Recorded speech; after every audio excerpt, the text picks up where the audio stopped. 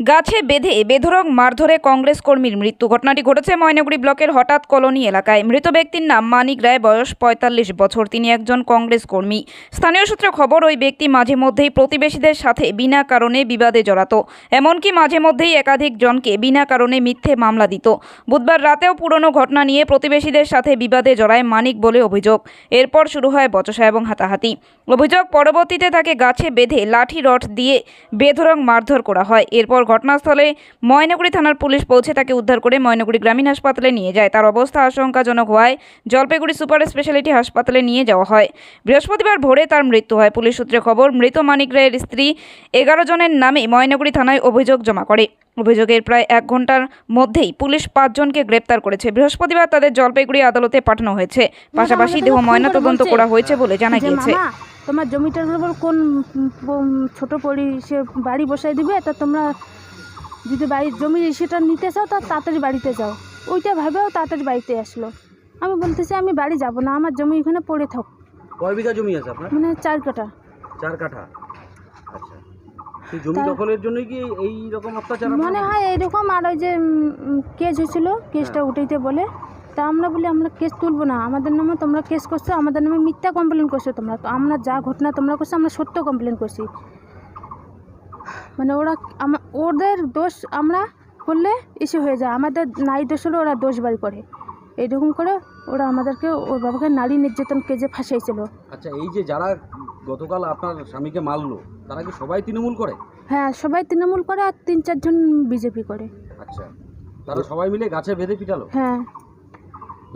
কি দিয়ে মারলো? মানে যে লোহার রড দিয়ে মারছে, তারপরে ওই যে বড় বাড়ালি না কি বলে, ওটা দিয়ে মাথায় বাড়ি দিছে। পুলিশ গিয়ে কি করলো? পুলিশ গিয়ে অন্ধকারে খুঁজে পায় না, অনেকক্ষণ পরে পুলিশ খুঁজে পেয়েছে। কত রাত্রে ঘটনা এটা? রাত্রে 9টার সময়। আপনারা কি কংগ্রেস পার্টি করেন? হ্যাঁ, ওর বাবা মানে অনেকদিন থেকে কংগ্রেস করে, তো কংগ্রেসে এখনো টিএমসিতে যায়নি। বয়স কত না ছিল? 45। কি করতো? ও প্রথমে নোটারি ব্যবসা করতো, তারপরে সিকিউরিটি গার্ড করতো। বলছিলাম যে ওনাকে ডাকলো, ডেকে নিয়ে গেছিল? হ্যাঁ, ওকে ডাকছে, আমরা বার হবো না তো বাড়িতে। মানে আমাদেরকে কালকে পুলিশ অফিসার গেছে, বলছে যে তোমরা বাড়ি থেকে বার হবো না। তোমাদেরকে ডাকলে আমরা কালকে বার হইনি। আর 2 দিন যে ডাকছিল তখন আমরা ভালোভাবে বার হয়েছি। বলছি যে ভাই আমরা রাত্রেবেলা মিটিং করতে পাবো না, তোমরা দিনের বেলা আসো। ওরা দিনের বেলা আসবে না, ওদের বেলা কাজ আছে। তা আমরাও তো কাজ করি, তোমরা একদিন কাজটা বন্ধ করো। ওরা করবে না, ওকে দিনের বেলা করবো না, মিটিং করবো না, রাত্রেবেলা করবো। তা আমি বলি কেন রাত্রেবেলা ওরা করবে? তা বিকাল 3টার সময় টাইম দাও, 3টা থেকে জোর 4টা। এরকম করে আমরা মনস্থ করতেছি। আমরা বলছি যে এই রবিবার দিন আমি বসবো।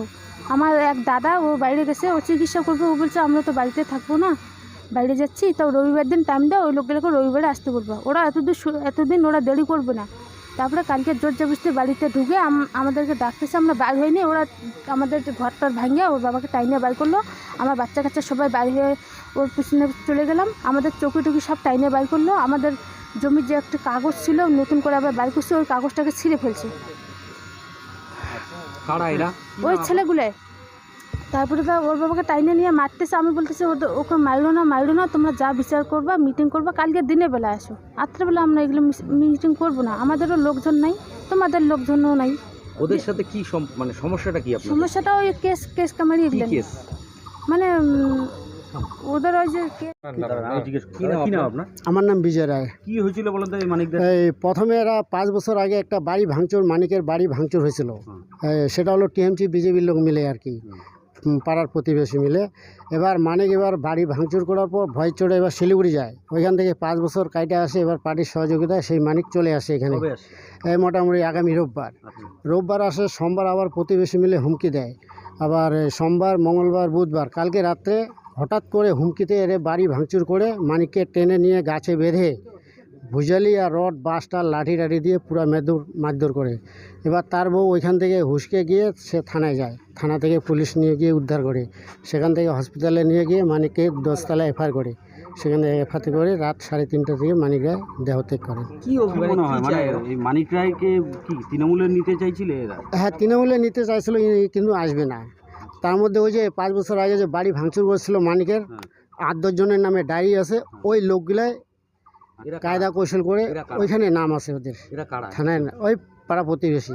দল করে কোনো? হ্যাঁ, যাদের নামে ডায়েরি করা আছে। এরা কোনো দল করে তো? হ্যাঁ, ওরা কোনো দল করে। ওরা টিএমসি আর বিজেপি এর সহযোগিতায় আছে, ওরা প্রতিবেশী মিলে। কতজনের নামে চাইছেন এখানে আপনারা? হ্যাঁ, আপনারা কি চাইছেন? আমরা তো চাচ্ছি যে মানিক রায় যেহেতু মারা গেল আর কি, প্রতিবেশী সহযোগিতা তাদের জন্য এখন জেল হয় আসামিদের, আমরা এটাই চাই আর কি। মানিকরায়ের বাড়ির উঠতে কে কে আছে? মানিক রায়ের বাড়িতে এমনি বউ আছে, বাচ্চা দুটো আছে। ছেলে দুজন। হ্যাঁ, ছেলে 2 জন। কতজনের নামে এফআইআর করেছেন আপনারা? টোটাল 10 জনের নামে। অ্যারেস্ট হয়েছে দুইটা মেয়ে ছেলে 5 জন অ্যারেস্ট হয়েছিল, আবার 6 জনকে খুঁজতেছে। আপনার নাম কি বললেন? আমার নাম বিজয় রায়। প্রতিবেশী হ্যাঁ, আমি মামাতো ভাই। ভাই। হুম। কর্মীকে পিটিয়ে খুন করা হয়েছে, যেটা পরিবারের অভিযোগ। যারা খুনের ঘটনায় গ্রেপ্তার বা অভিযুক্ত প্রত্যেকে তৃণমূল কংগ্রেসের। মানে এইভাবে একজনকে পিটিয়ে খুন, কি বলবেন? আর আপনার দলের নাম উঠে আসছে, এই বিষয়ে কি বলবেন? দেখুন, প্রথমত এটা পলিটিক্যাল কোনো বিষয়ই নয়, এটা একটা আকস্মিকভাবে একটা ঘটনা ঘটেছে। এটা প্র্যাকটিক্যালি ওখানকার কি সিচুয়েশন, এটা পরবর্তীতে পুলিশ এনকোয়ারি না করলে বোঝা যাবে না। আমরা তৃণমূল কংগ্রেস কখনোই কাউকে পিটিয়ে মারার পক্ষে নই।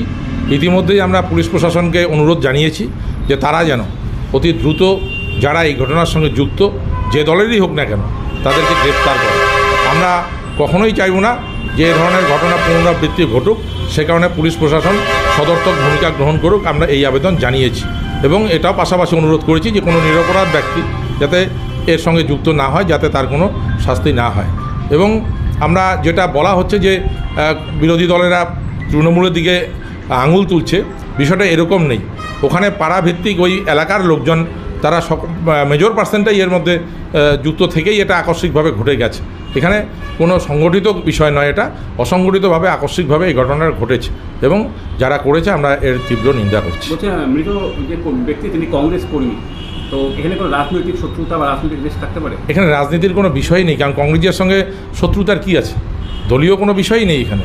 কংগ্রেস তো বলতে গেলে ময়নাগুড়িতে নিশ্চিহ্ন হওয়ার মতো অবস্থায় আছে, সুতরাং তাদের সঙ্গে রাজনৈতিক শত্রুতা আমাদের কি হতে পারে? তাদের সঙ্গে রাজনৈতিক আমাদের কোনো শত্রুতার বিষয়ই নেই। এটা সম্পূর্ণভাবে ওখানে সামাজিক কোনো সমস্যার কারণে এটা হয়েছে, যেটা ঘটেছে সেটা সম্পূর্ণ সামাজিক বিষয়। এখানে রাজনীতির কোনো যোগ এখানে আছে বলে আমি মনে করি না।